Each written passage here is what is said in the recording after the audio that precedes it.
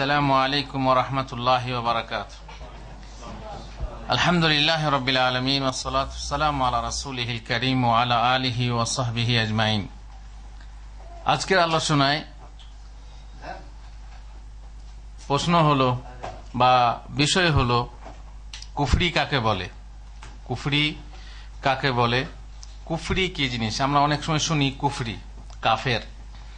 কাফেরের কাজ হলো কুফরি। অনেক সময়ে কুফরি করেছে তার মানেও হতে পারে যে কাফেরের কাজ করেছে কিন্তু সে কাফের হয়ে যায়নি। অনেক সময় কুফরি করলে সে কাফের হয়ে যায়।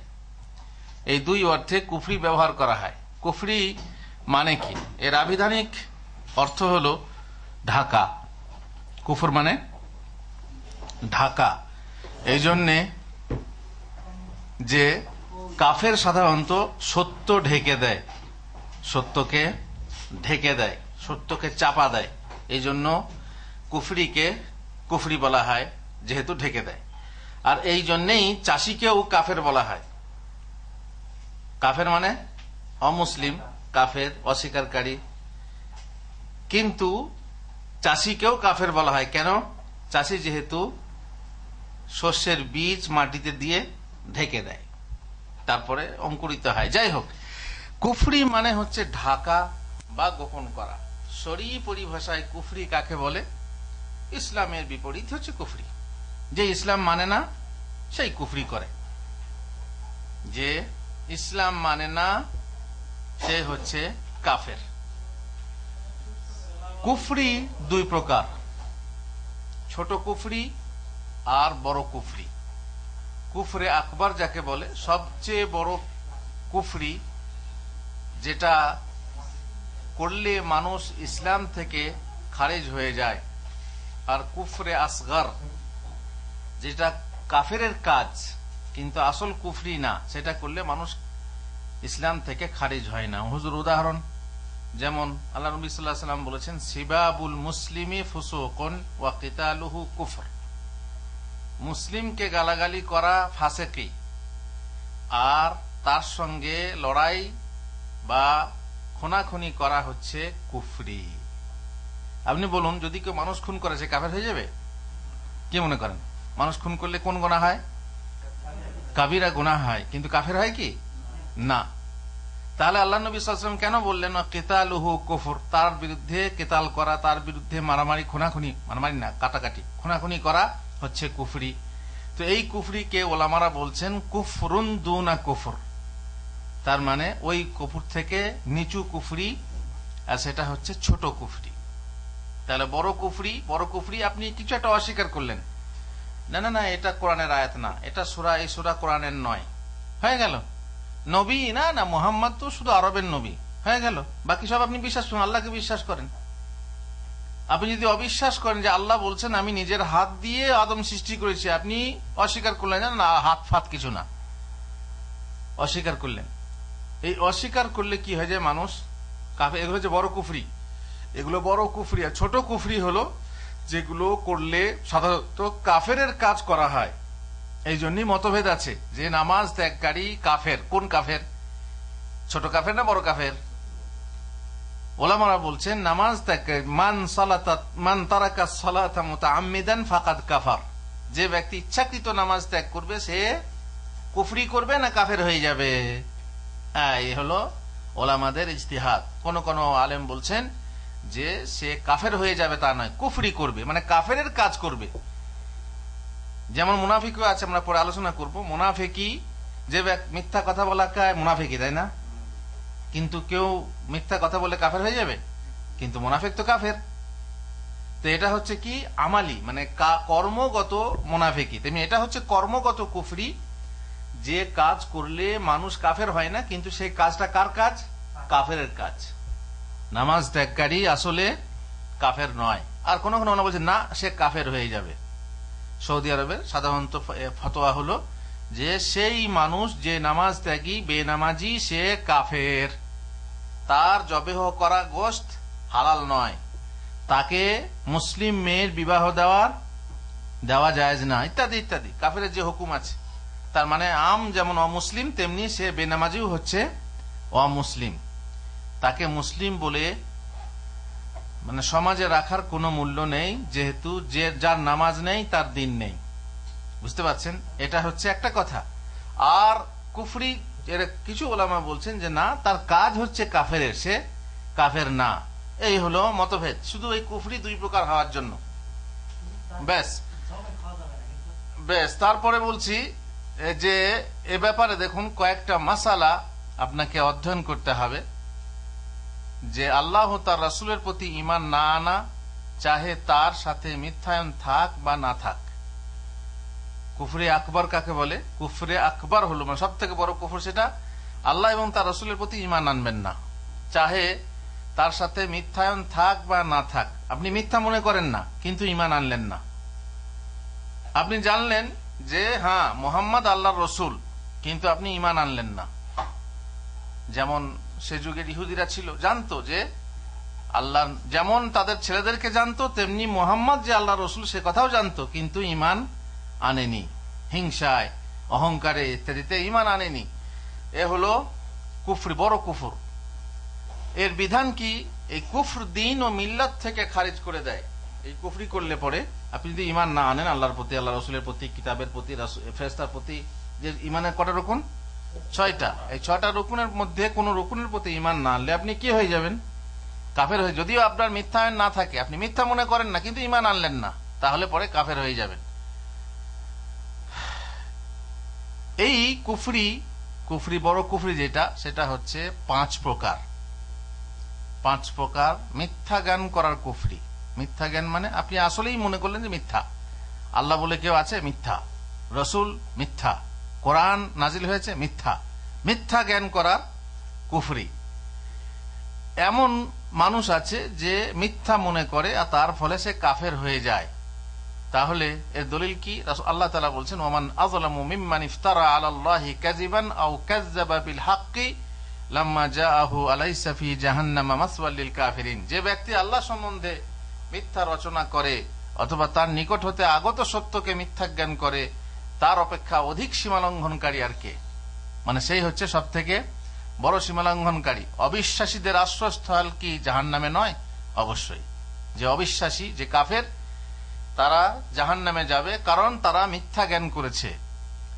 নম্বর 2 হচ্ছে সত্য জ্ঞান করা সত্ত্বেও অস্বীকার ও অহংকার করার কুফরি। আপনি জানছেন যে আল্লাহ সত্য, রাসূল সত্য, কিতাব সত্য, সবই জানছেন, এ জ্ঞান আছে যে হ্যাঁ এটা সত্য, কিন্তু আপনি মানছেন না, আপনি স্বীকার করছেন না, এই জন্য আপনি কাফের হয়ে যাবেন। আর এই রকম কুফরি কার জানেন? সত্য জ্ঞান সত্ত্বেও অহংকার বশত মেনে না নেওয়া, বিশ্বাস না করা, কথা না মানা। কার কুফরি? ইবলিসের, ঠিক শয়তানের, ইবলিসের কুফরি। কারণ সে জানতো আল্লাহ হক, জানতো না, এবং সে বড় আবেদ ছিল, তাই না? ফেরেশতাদের দলের শামিল ছিল, আর তার মানে সে সব জানতো, আল্লাহকে বিশ্বাস করত, এবং আল্লাহ যে আদমকে সৃষ্টি করেছেন তাও সে জানতো। কিন্তু যখনই আল্লাহ তাআলা বললেন যে সিজদা করো, তখন সে অহংকার প্রদর্শন করলো, আল্লাহর হুকুমকে অমান্য করলো, বলল খালাকতাহু মিন, কি বলে, খালাকতানি মিন নারিন ওয়া খালাকতাহু মিন তিন, যে আমাকে তুমি আগুন থেকে সৃষ্টি করেছো আর আগুন মাটি থেকে উত্তম, অতএব আমি ওকে সিজদা করবার নয়। তার সত্ত্বেও সে মানল না, অহংকার বশত সে লানত নিল, অভিশাপ নিল, আর কিয়ামত পর্যন্ত মানুষের দুশ্মন হলো, আর মানুষের পিছনে সে লেগে থাকবে। আর এ বর সে নিয়ে ফেলেছে, যে মানুষকে ভ্রষ্ট করার জন্য সে কাফের এবং মালউন এবং অভিশপ্ত হলো।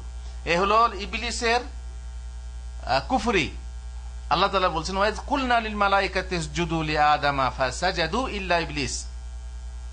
যখন আমি ফেরেশতাদেরকে বললাম আদমকে সিজদা করো, তখন সকলেই সিজদা করলো, কিন্তু ইবলিস সিজদা করলো না। তো ফেরেশতার সঙ্গে ইবলিসের দাখল কি?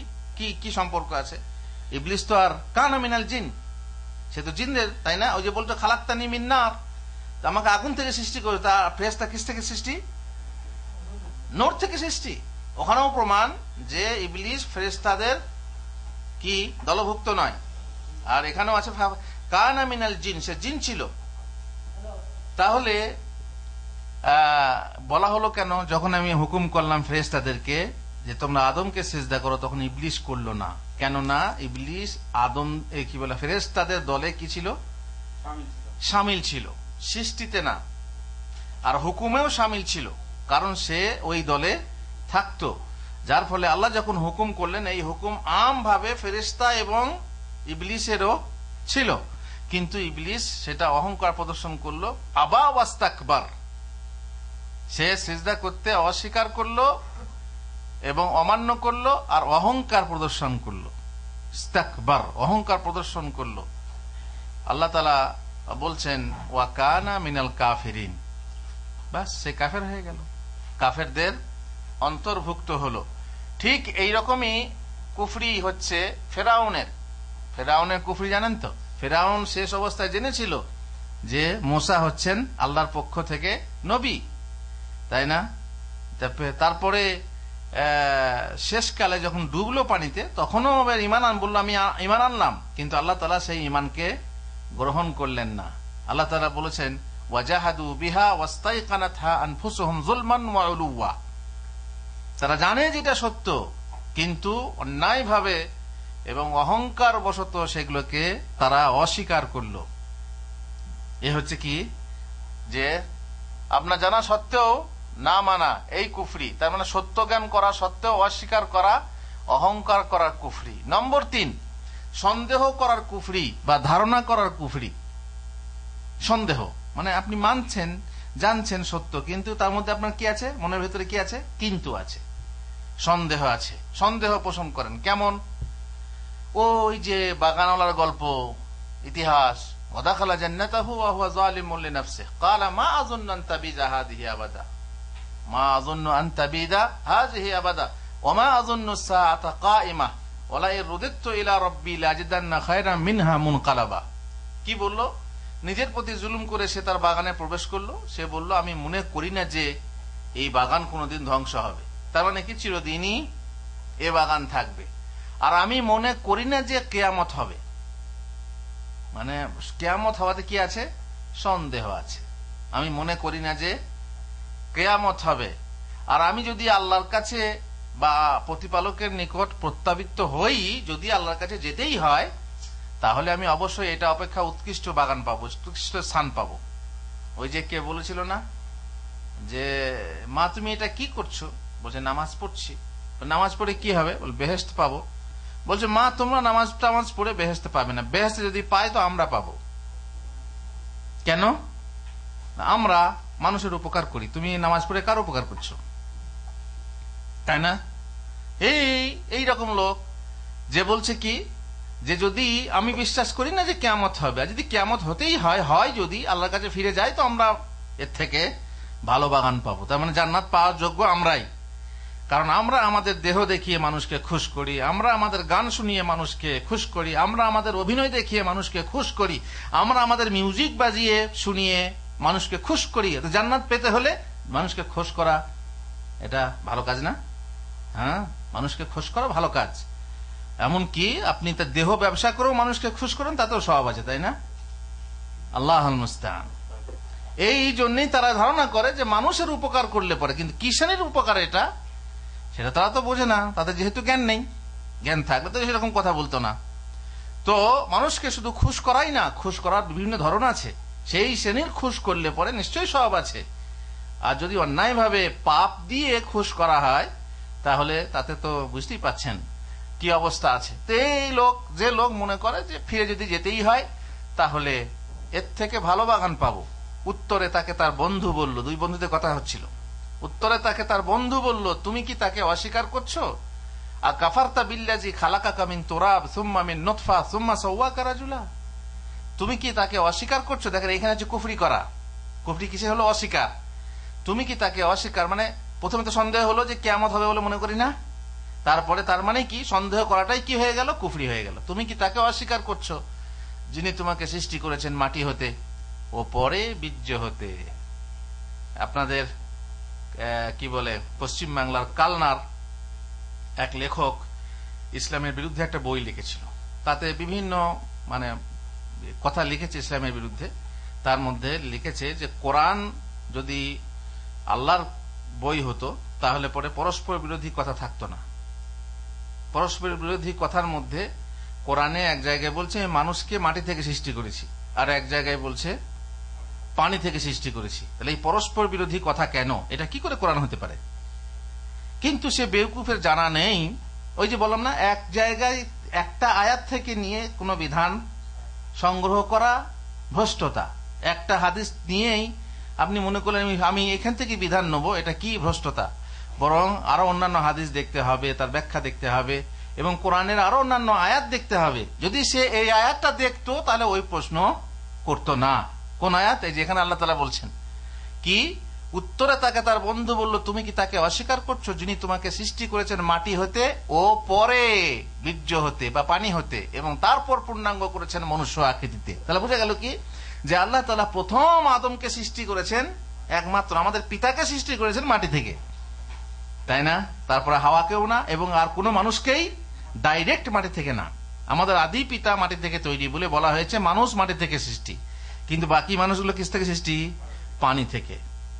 কিন্তু এই আয়াত সে এক জায়গায় আয়াত নিয়েছে, বাস দেখেছে, লিখে দিয়েছে আলাতুল, ভাবছে আমি ইসলামের বিরুদ্ধে এমন একটা বই লিখলাম যে মুসলমানরা জবাব দিতে পারবে না, জানেও না, আর যারা মুসলিম আছে তারা তো আর মুসলমান হবে না। কিন্তু জ্ঞানীরা কোনোদিন সূর্য কোনোদিন মেঘের আড়ালে ঢাকা থাকতে পারে না। এখন চলছে মনে করুন এখানে ওখানে বরফ, এক সপ্তাহ এক মাস ধরে সূর্য দেখা যায় না, কিন্তু চিরদিন যে সূর্য গোপনে থাকবে, আড়ালে থাকবে, তা হতে পারে না। সূর্যের নিজস্ব তেজস্বিতা আছে, তেজ সূর্য, সেই সূর্য কোনোদিন মেঘের আড়ালে গোপন থাকবে না। যাই হোক, মোট কথা হলো কি, তখন তার বন্ধু বলল, কিন্তু আমি বলি যে তিনি আল্লাহ আমার প্রতিপালক এবং আমি কাউকেও আমার প্রতিপালকের শরীক করি না। এখানে উদ্দেশ্যটা কি হলো, যে সন্দেহ পোষণ করার কুফরি।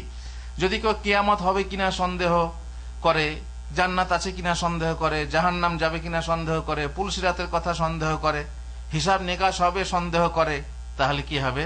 সে কাফের হয়ে যাবে। নম্বর 4 হলো বইমুখ হওয়ার কুফরি। বইমুখ মানে মুখ ফিরিয়ে নেওয়া। আপনাকে কোনো কথা বলা হলে মুখ ফিরিয়ে নিলেন।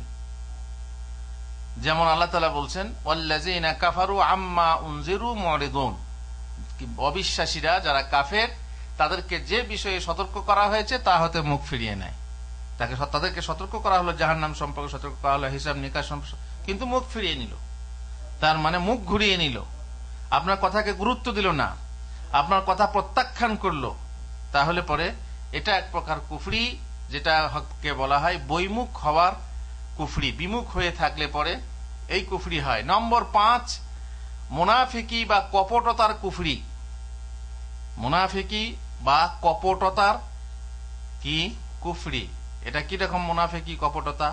তার মানে আপনার উপরে উপরে আমি তোমার সাথে আছি, তলায় তলায় তোমার শত্রুর সাথে। উপরে উপরে আমি তোমার বউ, কিন্তু তলায় তলায় আমি অমুকের আছি। মানে উপরে পত্নী আর তলাতে উপপত্নী। এই হচ্ছে মুনাফিকদের গুণ।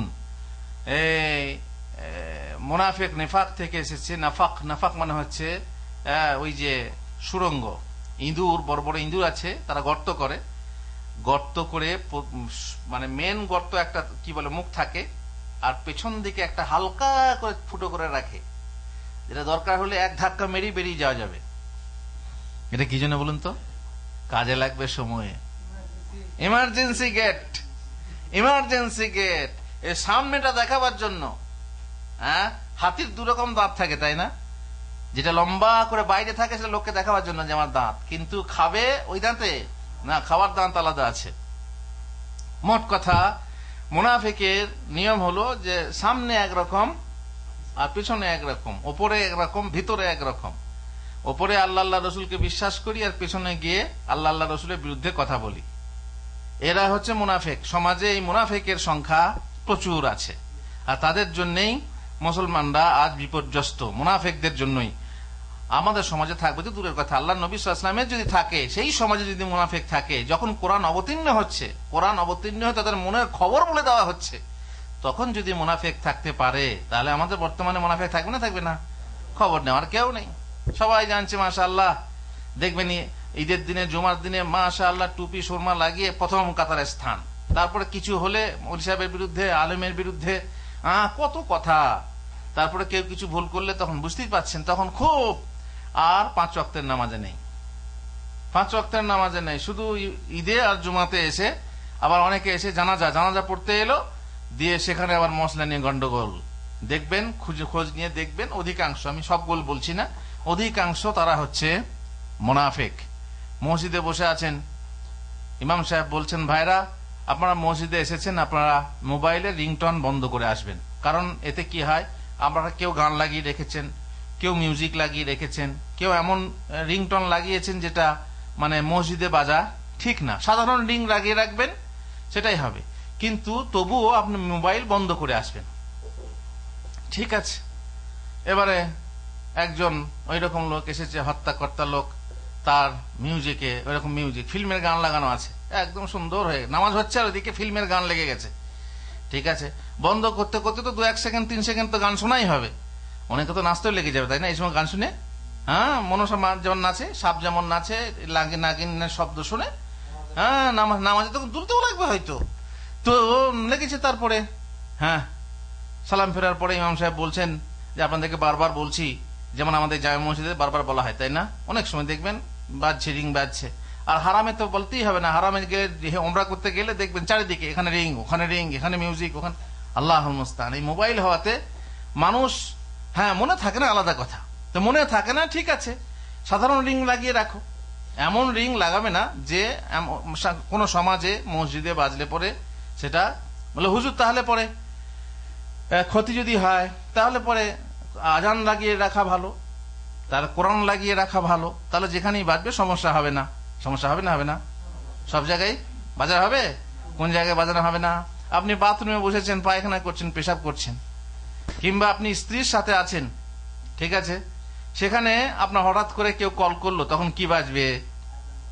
আজান বাজবে, আল্লাহু আকবার, আজান হলো। তাহলে ওই বাথরুমের ভেতরে আপনি আজান দিলেন তো, আজানের শব্দ, আল্লাহর জিকির, ওই অবস্থায়, নাপাক অবস্থায় হয়ে গেল। সুতরাং এটা কি হবে? এটাও অন্যায় হবে। এই জন্য না হারাম জিনিস, গান বাজনা লাগানো জায়েজ, আর না কোরআন বা আল্লাহর জিকির বা আজান লাগানো জায়েজ, দুটোই ক্ষতি। সাধারণ রিং লাগিয়ে রাখেন, তো সালাম ফেরার পরে যাক, সে আপনার চুপচাপ করে গুমকাক করে বেরিয়ে গেল, সে তো অন্যায় বুঝেছে, এখানে যে খারাপ হলো, আজ ফিল্মের গান বেজে গেল মসজিদের ভিতরে জামাতে নামাজ পড়তে পড়তে। তারপরে আরেকদিন সেও জামাতে আছে, আর হঠাৎ করে আবার রিং বেজে উঠল, ইমাম সাহেবের রিং, ইমাম সাহেবের রিং। ও বেচারি মোবাইলটা বন্ধ করতে, সাইলেন্ট করতে ভুলে গেছে, এবার রিং বাজলো, কিন্তু সাধারণ রিং ছিল। ইমাম সাহেব মানুষ, সে আর গান বাজনা এসব লাগিয়ে রাখেনি, সাধারণ রিং ছিল। যেমনি সালাম ফেরা হয়েছে, আর এই লোক তখন বাস্ট হয়ে গেছে একদম, মিয়া তুমি পরকে বলো, আর এখন তুমি নিজের মোবাইল বন্ধ করনি। বলছে ভুল হয়ে গেছে, আমি আসলে ভুলে গেছি, নামাজের আগে সাইলেন্ট করতে। কেন ভুল হবে? পরকে বলো। তাও হলেও আমার যে রিং হয়েছে, রিংটা কিন্তু এই আপনার মতো ফিল্মের গান না। বলছে ওই হলো। এইরকম সাধারণত আলেমদের সঙ্গে দেখবেন ঝগড়া লাগে তারাই, যাদের মধ্যে কি আছে, মুনাফিকি আছে। খেয়াল করে দেখবেন, আমি বলছি না সবাই, ভালো লোকও এরকম ঝগড়া করতে পারে মূর্খ হলে, কিন্তু অধিকাংশ যাদেরকে দেখবেন মসজিদে এসে এরকম দিন নিয়ে ঝগড়া করছে, তারা হচ্ছে কি, তাদের কথাতেই বুঝতে পারবেন যে লোক হচ্ছে মুনাফিক। তার কারণ তাদেরকে সমাজ নিয়ে চলতে হয়, আর সমাজকে দেখানোর জন্য যে আমি ভালো লোক, দেখো নামাজ পড়ছি, অতএব ভোটটা আমাকে দিও, এই শ্রেণীর স্বার্থ থাকে, স্বার্থপরতার ফলে তারা এই শ্রেণীর কাজ করে থাকে। মোট কথা মুনাফিকি বা কপটতার কুফরি, মুনাফিকি করা কি কুফরি। আপনি মুখে লা ইলাহা ইল্লাল্লাহ বলবেন তো বিশ্বাস করবেন না, মনের ভেতরে নেই। আসলে আসলে কি বিশ্বাস কি করতে হবে? 3টে জিনিসের সমষ্টির নাম হচ্ছে ঈমান। প্রথমে অন্তরে বিশ্বাস করতে হবে, মুখে স্বীকার করতে হবে, আর কাজে পরিণত করতে হবে। তো এই মুনাফিক অন্তরে বিশ্বাস করে না, মুখে স্বীকার করা হয়তো বা কাজও করে, কিন্তু অন্তরে বিশ্বাস করে না। তার ফলে সে হয়ে যায় কপট এবং মুনাফিক, আর এই মুনাফিকের জন্য সে কাফের হয়ে যায়। আল্লাহ তাআলা বলেন, যালিকা বিআন্নাহুম আমানু সুম্মা কাফারু ফাতুবিয়া আলা কুলুবিহিম ফাহুম লা ইয়াফকাহুন। এটা এই জন্য যে তারা ঈমান আনার পর কুফরি করেছে। তারা ঈমান আনার পর কুফরি করেছে মানে অবিশ্বাস করেছে। বিশ্বাস তারা মুখে করেছে, কিন্তু অন্তরে অবিশ্বাস করেছে, ফলে তাদের হৃদয়ে মোহর মেরে দেওয়া হয়েছে। সুতরাং তারা বুঝবে না, মুনাফিকরা। এবারে এই কুফরি কি বললাম, এটা কুফরি আকবার, বড় কুফরির 5টা ভাগ, 5 নম্বর ভাগ বললাম বড় কুফরির 5টা ভাগ। এবারে চলুন ছোট কুফরি। ছোট কুফরি, কুফরি আসগার যাকে বলে, এ ব্যাপারেও কিছু আপনাকে শেখাতে হবে বা আমাকে শিখতে হবে। সেটা হচ্ছে যে এর সংজ্ঞা কি। প্রত্যেক সেই অবাধ্যাচরণ কোরআন ও হাদিসে যাকে কুফরি বলে অভিহিত করা হয়েছে অথচ তা কুফরে আকবরের পর্যায়ে পৌঁছে না। তার মানে কোরআনে বা হাদিসে বলা হয়েছে এটা কুফরি, কিন্তু সেটা বড় কুফরির পর্যায়ে পৌঁছে না। উদাহরণ দিলে বুঝতে পারবেন কি রকম। হারাম ও কাবিরা গুনাহ, যদি এরকম কেউ কুফরি করে, ছোট কুফরি হলো হারাম বা কাবিরা গুনাহ, কিন্তু তা ইসলামের মিল্লত থেকে খারিজ করে দেয় না। কাবিরা গুনাহ কি ইসলাম থেকে খারিজ করে দেয়? কেউ মিথ্যা বললে ইসলাম থেকে খারিজ হয়ে যাবে? কেউ ব্যভিচার করলে ইসলাম থেকে খারিজ হয়ে যাবে? কেউ খুন করলে ইসলাম থেকে খারিজ হয়ে যাবে? না, এ হচ্ছে কাবিরা গুনাহ। কিন্তু কুফরি কাকে বলা হয়েছে তার দু একটা উদাহরণ শুনলে হয়তো বুঝতে পারবেন। যেমন নিয়ামত অস্বীকার করা।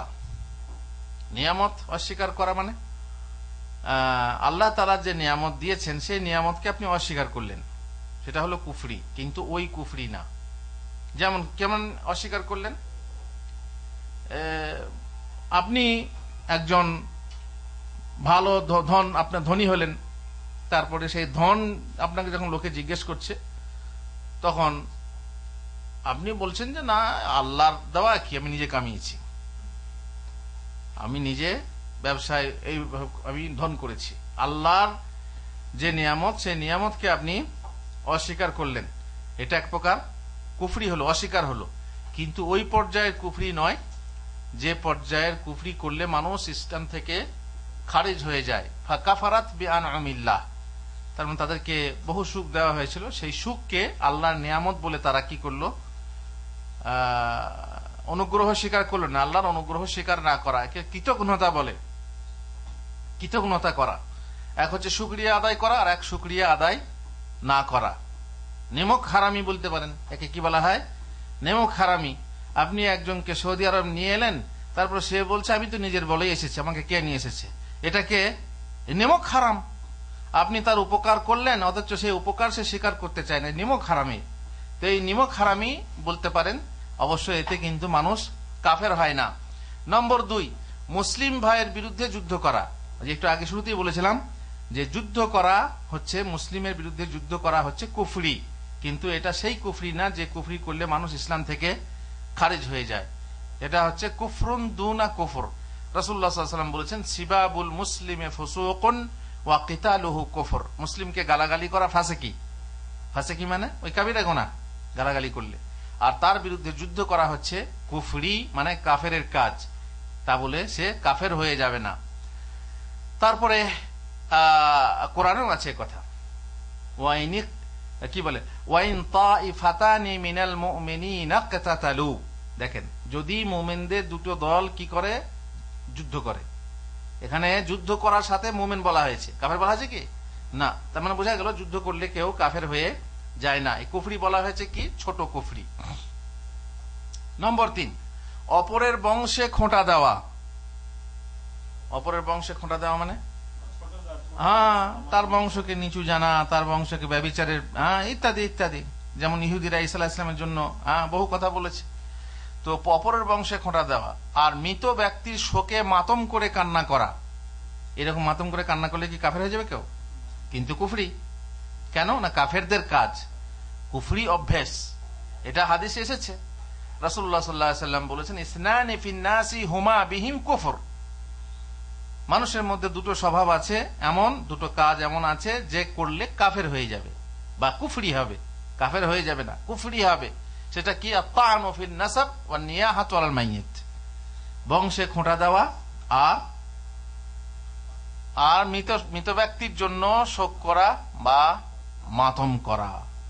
আপনারা এখানে কুফরির কথা এসেছে, আর জাহিলি যুগের কাজ বলা হয়েছে। জাহিলি যুগের কাজ কটা? এর সাথে আরো দুটো আছে। কি? এক হলো কি বলা হলো যে শোক মারা গেলে মাতম করে কান্না করা, আর বংশে খোঁটা দেওয়া, আর নিজের বংশ নিয়ে গর্ব করা।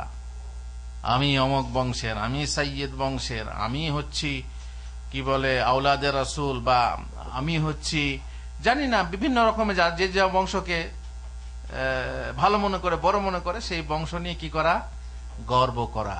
কিন্তু বংশ কি কোনো কাজে দেবে আল্লাহর কাছে? কবরে কাজে দেবে না। মান বাত্তা বিহি আমালুহু লাই ইসরিআ বিহি নাসাবু। যে ব্যক্তির আমল তাকে পিছিয়ে দেয়, সে ব্যক্তির বংশ তাকে আগিয়ে দিতে পারে না। বংশ কোনো কাজে দেবে না, বরং কি কাজে দেবে? ঈমান ও আমল। তাহলে তিনটে হয়ে গেল। আর একটা কি? আর একটা কি যেটা জাহেলি যুগের কাজ, যেটা উম্মত ছাড়বে না, আমার উম্মত ছাড়বে না? রাশি চক্রের ফলে বৃষ্টি হয়েছে মনে করা। এই চারটে কাজ হলো জাহেলি যুগের কাজ, যেটা আমার উম্মতে মুহাম্মাদীয় অনেক লোক বিশ্বাস করবে যে রাশি চক্রের ফলে বৃষ্টি হয়, এবং নিজের বংশ নিয়ে গর্ব করে, পরের বংশে খোঁটা দেয়। আর কেউ মারা গেলে মাতম করে কান্না করে। অবশ্য মাতম করে কান্না পুরুষরা কম করে, মহিলারাই বেশি করে। তাদের একটা শিল্পতা বলা যায়, মানে এটা একটা, যারা পারে তারা শিল্পী, যারা কানতে পারে ইনিয়ে বিনিয়ে বানিয়ে। আর জাহেলি যুগে তো ভাড়া করে নিয়ে আসা হতো, এই শ্রেণীর মেয়েরা ভাড়া আসতো। যেমন আমাদের দেশের নাচার জন্য, অভিনয়ের জন্য, নাটকের জন্য, যাত্রার জন্য ভাড়া আসে না, ঠিক কান্নার জন্য ভাড়া মেয়ে পাওয়া যেত। আপনার বাপ মারা গেছে, তো আপনি লোককে জানাবেন, তো ভাড়া মেয়ে পাওয়া যাচ্ছে, সেই মেয়ে এসে কান্দলো। বুঝতে পারছেন? সেই কান্নার ওই কান্না কি এক হয়? কিন্তু তারা কানতে পারে। যেমন কি বলে আপনার কুমিরের চোখে পানি দেখেছেন? কুমিরের চোখে যখন কুমির ডাঙাতে থাকে, তখন তার চোখ দিয়ে পানি ঝরে। সেটা কি তার চোখের কান্নার পানি? কিসের পানি? ওই যে পানিতে থাকা অবস্থায় যে পানি তার ঢুকে আছে খোটরে, সেইগুলো আস্তে আস্তে বের হয়। কিন্তু লোকে মনে করে কুম্ভীরাশ্রু বলে। কুম্ভীরাশ্রু মানে হলো যে ওটা হচ্ছে দেখানোর জন্য, ওটা আসল কান্নার পানি না। তেমনি ওই শ্রেণীর মেয়েরা আসে কাঁদে, বলে কাঁদে কি করে হুজুর? ওরা যেমন করে হোক নিজের কোন শোকের কথা মনে করে, তাদের ট্যাকটিস আছে, তাদের টেকনিক আছে, সেই টেকনিক অনুযায়ী তারা কান্না করে। আমাদের দেশেও দেখবেন কোথা দূর সম্পর্কে বাঁশতলাতে বিয়ে লাগায়, সেই সম্পর্কে মামাতো ভাই, সে মহিলা এসে কান্না, গলা ধরে এমন কান্না কানবে যেন মনে হবে আপন বেটি। এগুলো অভ্যেস, কোনো কোনো মহিলার অভ্যেস হয়, জাহিলি যুগে ছিল, বর্তমানেও আছে। তাই চলে গেল। আজকাল তো মাশাআল্লাহ জানি না, প্রায় প্রত্যেক গ্রামে নাই, কোন কোন গ্রামে আছে। গ্রামের কোন মানুষ মরলে সেই বাড়ির লোক রান্না করে খাওয়ায় না। কি করে? ওই গ্রাম থেকে চাঁদা করে আপনার চাল, ডাল, পেঁয়াজ, যা কিছু লাগে টাকা পয়সা জমা করে, তখন তার বাড়ির তরফ থেকে যারা মেহমান আসবে, জানাজায় হাজির হবে, তাদেরকে খাওয়ানো হয়। এটা একটা ভোজের মতো দেখায়, যেন একটা ভোজ অনুষ্ঠান হচ্ছে। আর এর ফলে যার মরা মরে নাকি না, জ্যান্ত মানুষ মরে, কিন্তু মরা মরে বলা হয়। যেমন ভাত রান্না করা হয়, ভাত কি রান্না করা হয় না চাল রান্না করা হয়? হ্যাঁ, তো বলা হয় ভাত রান্না। তেমনি মরা মরে, যার মরা মরে সেও দেখে যে আমাকে তো খরচ করতে হবে না, আমাকে তো খাওয়াতে হবে না, তখন ওই বাঁশতলাতে বিয়ে লাগায়, সেই সম্পর্কের মামাতো ভাইকেও খবর দেয় যে আমার বাপ মারা গেছে, এসো। তাই না? আর যদি নিজে খরচ করতে হতো তাহলে অত দূর যেত না, ঠিক যেগুলো কাছের কাছে সেগুলোকে খবর দিত। দুই পক্ষ থেকে হয়ে গেছে সমস্যা। এই জন্য যখন গরিব মানুষেরও কেউ মারা গেলে দেখা যায় অনেক লোক হয়েছে। হ্যাঁ, অবশ্য সব লোক যে খাবার উদ্দেশ্যে আসে এরকম নিয়ত ঢোকার দরকার নেই। কিছু মানুষ আছে জানাজা পূর্ব স্বভাব পাবো আছে, কিন্তু যারা খাবার উদ্দেশ্যে আসে তারা দেখে না বেনামাজি নাকি নাস্তিক মরছে না কাফের মরছে, দেখার দরকার নেই। মুসলিম অমুক জায়গায় অমুক গ্রামে মরেছে, চল এবার তুই কোথায় যাচ্ছিস? অমুক জায়গায় যাচ্ছি, এক লোক মারা গেছে, চল আমিও যাবো, চল। বেরিয়ে পড়লো। কি জন্য? না সেখানে গেলে বেশ সুন্দর আজকে কমসে কম এক বেলা কিংবা দুবেলা খাওয়া যাবে। এরকম মানুষ আছে। সুতরাং এইরকম মহিলা শিল্পী আছে যারা কান্নার জন্য আসে, তারাও কিন্তু ওই ভাড়াটা কি বর্তমানে ভাড়াটা পাওয়া যায় না, অবশ্য ভালো করে দু এক বেলা খাওয়া যায়। তো এইরকম মাতম করে কান্না যদি কেউ করে, তাহলে পরে সেটা এক প্রকার কুফরি, মানে কাফেরদের কাজ, কাফের মেয়েদের কাজ। মুসলিম নারীরা এরকম মাতম করে কান্না করতে পারে না। এমনি কাঁদবে, এমনি চোখ দিয়ে পানি আসবে, হিউড়ে কাঁদবে, তারপরে আপনার কি বলে, আপনার শব্দও হতে পারে মাঝে মাঝে, কিন্তু কথা বলবে না। বানিয়ে যে কথা বলে, যে আবার ছন্দ বানায়, এমনি শুধু কথা না, ছন্দ বানায়, মানে মিল করে তারা এমন করে ইনিয়ে বিনিয়ে কান্না করে, বটে বাবু, বাপের বিটি এমন বিটি যে এমন কান্না কান্দলো বাপের জন্যে, একবারে জান ছেড়ে যাচ্ছে শুনে। এইভাবে তার প্রশংসা করা হয়, কিন্তু আসলে সে প্রশংসনীয় নয়। কারণ যে ব্যক্তি বা যে মহিলা মাতম করে কান্না করবে, সে যদি তওবা না করে মারা যায়, তাহলে কি হবে? কিয়ামতে তাকে দাঁড় করানো হবে, আর তার এমন জামা হবে যে তাতে হবে কি বলে আপনার, কি বলে ওটা, গন্ধক জাতীয় জিনিস থাকবে, গন্ধক জাতীয় বা চুলকানি জাতীয়, পাঁচরা জাতীয়। আর পায়জামা হবে আলকাতরাত। কি হবে? গন্ধক আর আলকাতরা যদি আগুনে পড়তে কি হবে? জ্বলতে খুব সুবিধা হবে না? এই জন্য এইরকম মহিলার শাস্তি কাল কিয়ামতে হবে, যে মহিলা মাতম করে কান্না করে। 2 নম্বর কথা হলো, যদি কোনো লোক তার জন্য, সে মারা গেলে তার জন্য মাতম করে কান্না করা হয়, তো ফেরেশতারা তাকে ঘুষি মারতে থাকে। ফেরেশতারা সেই লোককে ঘুষি মারতে থাকেন। যখন বলে ও আমার পাহাড় গো, কোথায় ছেড়ে গেলে গো, তখন তাকে ঘুষি মেরে জিজ্ঞাসা করেন ফেরেশতা, এই তুই কি পাহাড় ছিলি দুনিয়াতে?